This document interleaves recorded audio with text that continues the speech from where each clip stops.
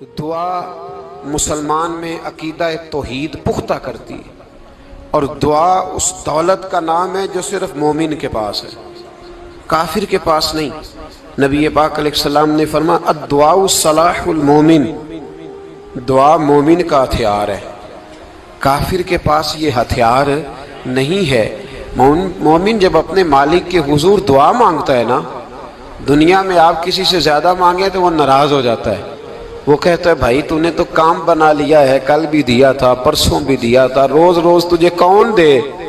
میرے نبی پاک علیہ السلام نے فرمایا جو اپنے رب سے زیادہ مانگتا ہے رب اس سے زیادہ راضی ہوتا ہے، زیادہ راضی ہوتا ہے۔ اب دعا مخصوص اوقات نہیں دعا کے، فرمایا اذا دعان، جب بھی دعا مانگو گے تمہارا رب تمہاری دعا کو، جب بھی دعا تو دعا کرتے رہنا چاہیے، ہر وقت دعا میں بندہ شامل رہے، اللہ کے ذکر میں شامل۔ یہ جو قرآن مجید نے کہا نا یا ایھا الذین آمنوا اذکروا اللہ ذکرا کثیرا، اے ایمان والو اپنے رب کا ذکر کثرت سے کرو، وسبحوہ بکرۃ واصیلا، اور صبح و شام اسی کی پاکی بیان کرو۔ تو اس سے مراد یہ نہیں ہے کہ تسبیح لے کے سارا دن مسجد میں بیٹھے رہو اور کام کوئی نہ کرو، بلکہ اس کا مطلب یہ ہے کہ روٹی شروع کرو تو اللہ کے نام سے، اختتام کرو تو اللہ کے نام، سو جاؤ تو رب کا نام لے کے، سویرے اٹھو تو اللہ کا نام لے کے، جب تمہیں کوئی چیز اچھی لگے تو ماشاءاللہ کہو، جب کوئی مصیبت آئے تو کہو انا للہ و انا الیہ راجعون۔ تو سارا دن اللہ کا ذکر جاری رہے گا۔ نبی پاک صلی اللہ علیہ وسلم نے مسلمان کو ایک دوسرے سے ملنے کا طریقہ بتایا۔ مصیبت آئے تو کیا کہنا ہے؟ صرف فوت کی پہ نہیں کہنا، اس کی وضاحت کر دو۔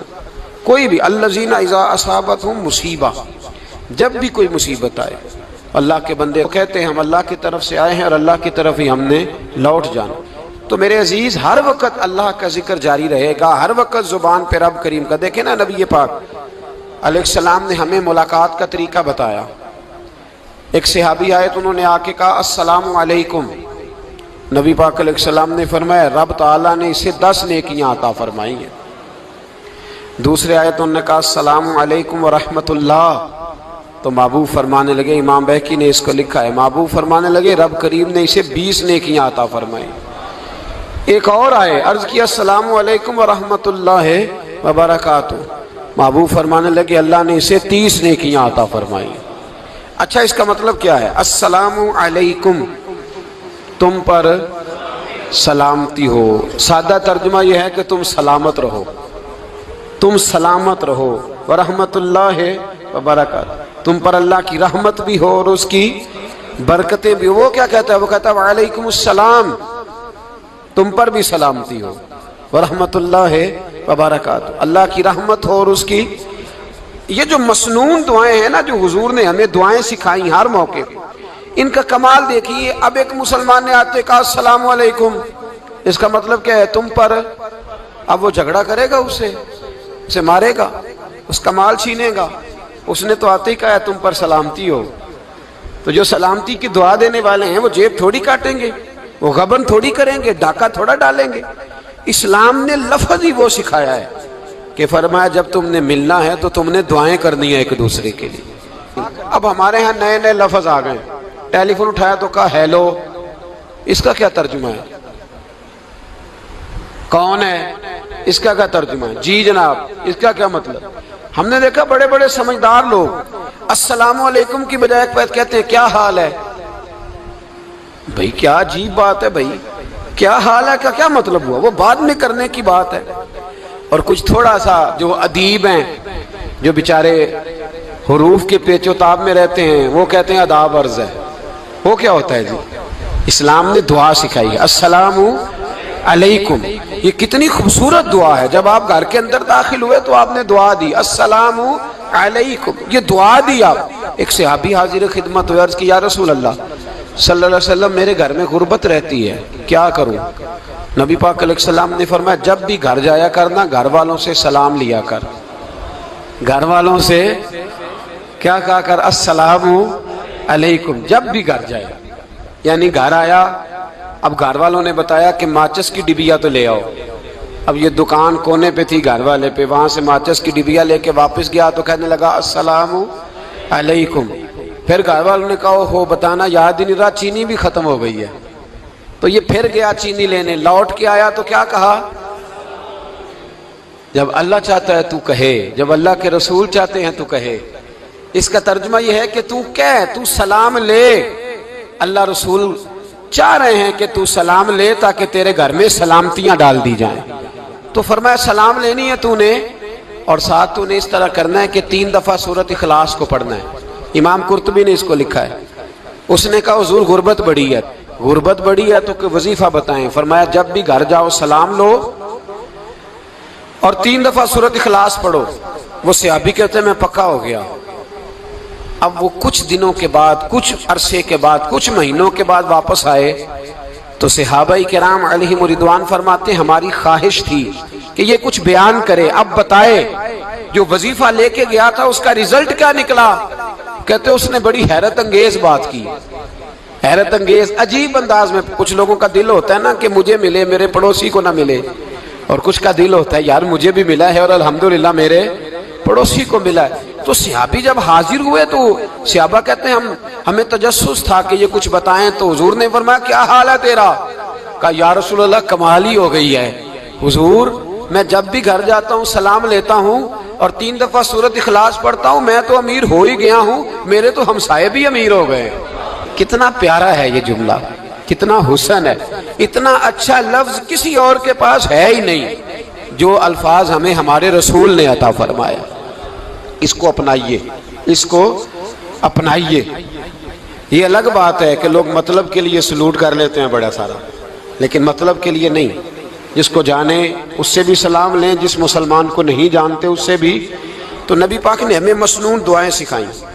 رات کو جب سونے لگیں اللہ کے رسول صلی اللہ علیہ وسلم نے ہمیں دعا سکھائی. حضور نے فرمایا جب سونے لگو تو مسلم شریف میں فرمایا تم نے یہ دعا پڑھنی, اللہم باسمک اموت و احیا. تم نے کہنا اے اللہ میں تیرے نام پر مرتا ہوں اور تیرے نام پر جیتا ہوں. نبی پاک صلی اللہ علیہ وسلم نے ایک حدیث میں فرمایا کہ یہ جو نیند ہے نا یہ موت کی چھوٹی بہن ہے, یہ موت کا ایک حصہ ہے. جس طرح انسان سو جائے تو کوئی خبر نہیں ہوتی کیا ہو رہا ہے, بالکل وہ اٹھا ہے تو اس نے کہا ہو یہ کیا ہوا. سو جاتا ہے نا آدمی, اسے خبر نہیں ہوتی. اوہو میں نے تو 11 بجے اٹھنا تھا, یہ تو 3 بج گئے. اب اسے خبر نہ رہی. سوتے ہوئے لوگ چوری کر لیتے ہیں, بلکہ اس طرح بھی ہوتا ہے کہ آدمی نے گکھڑ اترنا تھا, وہ پنڈی سے آ رہا تھا لیکن وہ سویا ہوا تھا. آنکھ تب کھلی جب کاموں کی آ گیا تھا. اب اس کا اس پر زور, تو فرمایا کیا پتا اب تو کھل گئی کاموں کی, جا کے لاہور جا کے کسی جگہ پہنچ کے, تو یہ بھی ممکن ہے کہ کھلے ہی نہ, نیند ہی موت کا سبب بن جائے. تو کہہ کے سو کہ یا اللہ تیرے نام پہ سو رہا ہوں. اللہ کس نام پہ سو رہا ہوں؟ یار اگر ہم ان دعاؤں کا حسن سمجھے, مت اللہم باسمک اموت و احیا, یا اللہ میں تیرے نام پہ سوتا ہوں اور تیرے نام پر اٹھتا ہوں. گویا کہہ رہا یا اللہ میری نیند بھی تیرے فضل سے ہی ہے, اور اگر آنکھ کھل جائے تو وہ بھی تیرے فضل سے ہی ہے. کتنا اعلیٰ نبی پاک علیہ السلام نے انداز سکھایا. اور پھر بخاری شریف میں حدیث موجود ہے, فرمایا جب اٹھو تو کہو الحمدللہ الذی احیانا بعد ما اماتنا والیہ النشور. فرمایا جب تم سو کے اٹھو تو پھر کہو اے اللہ ساری تعریفیں تیرے لیے, تمام تعریفیں جس نے ہمیں موت کے بعد حیات دی, موت کے بعد فرمایا احیانا بعد ما اماتنا, ہمیں مرنے کے بعد گویا اللہ کا شکر ادا کر کے آنکھ کھل گئی. دیکھیں کس طرح اسلام مسلمان کو اللہ کے ساتھ جوڑتا ہے. فرمایا شکر کر, آنکھ کھل گئی. کہ یا اللہ تیرا شکر ہے تو نے موت کے بعد ہمیں دوبارہ حیات عطا فرمائی, یہ شکر ادا کرو. گویا تم یہ نہ کہنا کہ میں اٹھ گیا ہوں تو میرا کمال ہے, یہ نہ سمجھنا میں اٹھ گیا ہوں تو میں بڑا پابند ہوں, جب میں ارادہ کر لوں کہ میں نے 11 بجے اٹھنا ہے تو پھر میں اٹھ جاتا ہوں.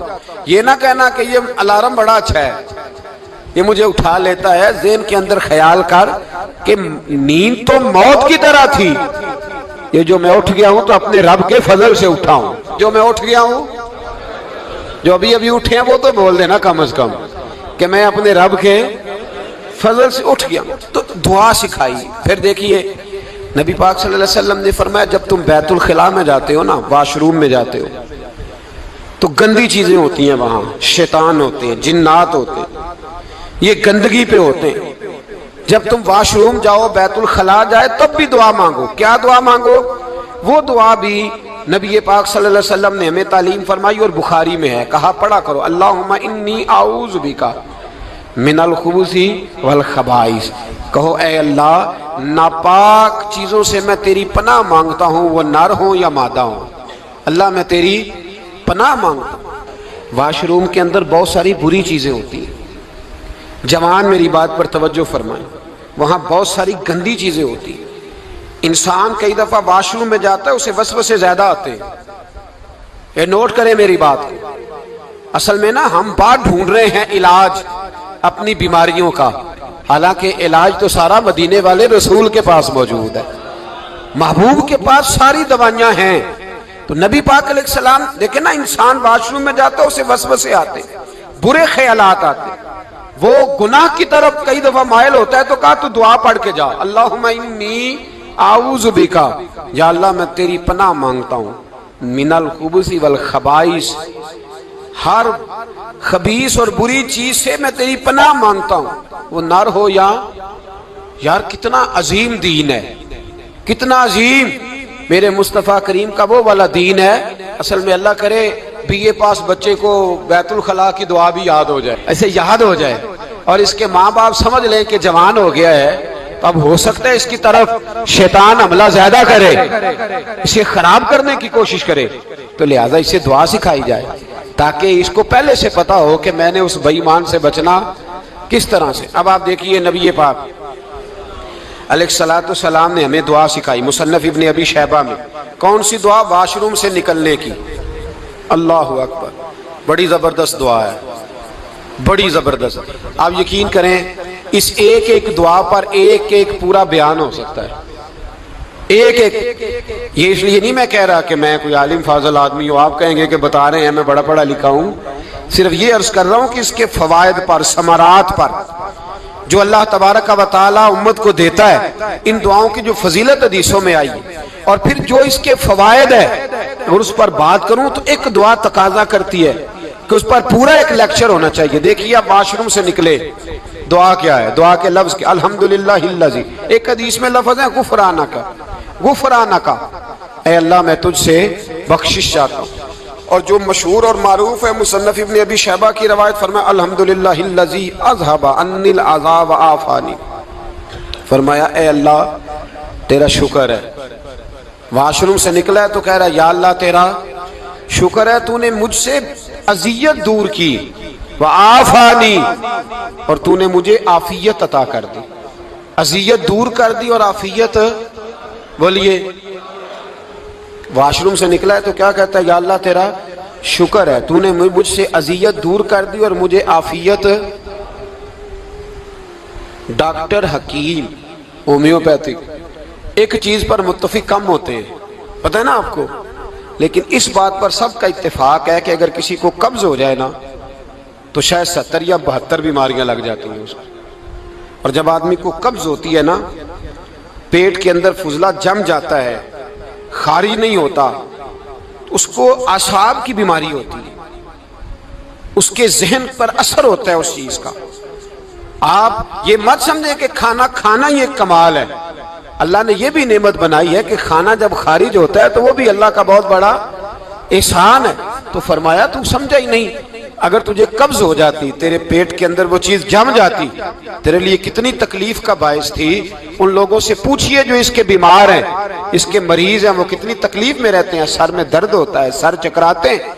ایک بہت بڑا روڈ ایکسیڈنٹ ہوا تو ڈرائیور سے لوگوں نے پوچھا کہ مسئلہ کیا ہے، تو کہنے لگا میں قبض کا مریض ہوں، تو میں کھانا کھا لیتا ہوں تو میرے ذہن پر وہ اس قدر زیادہ گیس کا غلبہ ہوتا ہے کہ میں سخت تکلیف میں ہوں۔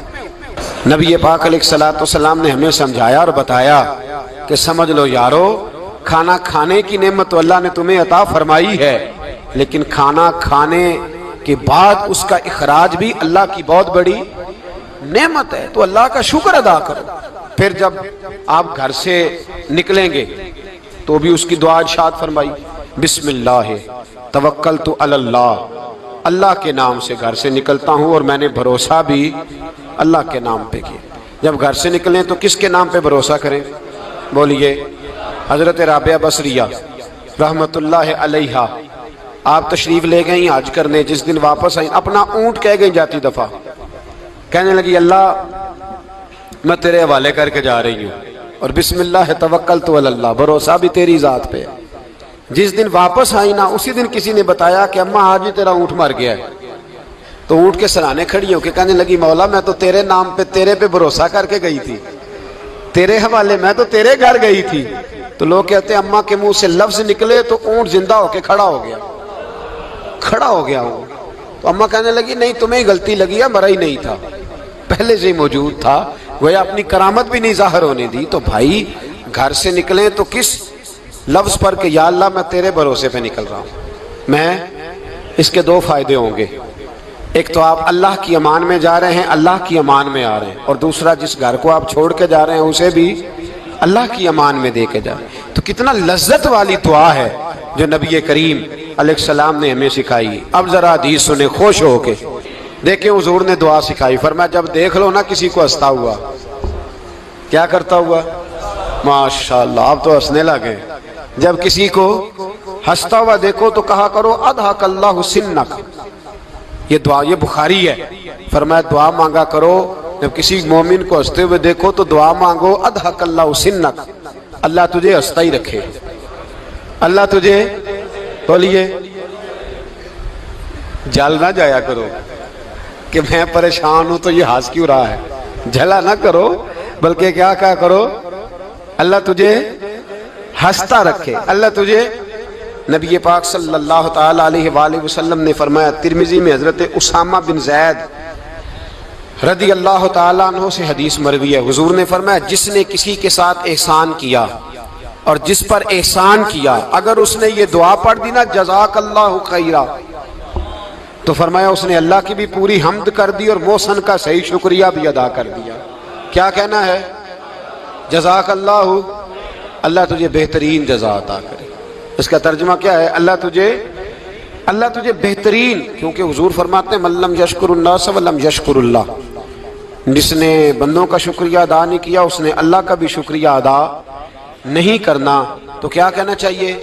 جزاک اللہ خیرا۔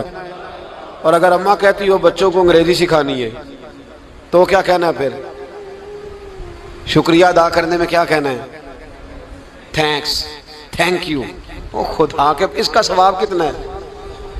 بولے انگریزی ایک زبان ہے، اس کو زبان ہی رہنے دیں گے۔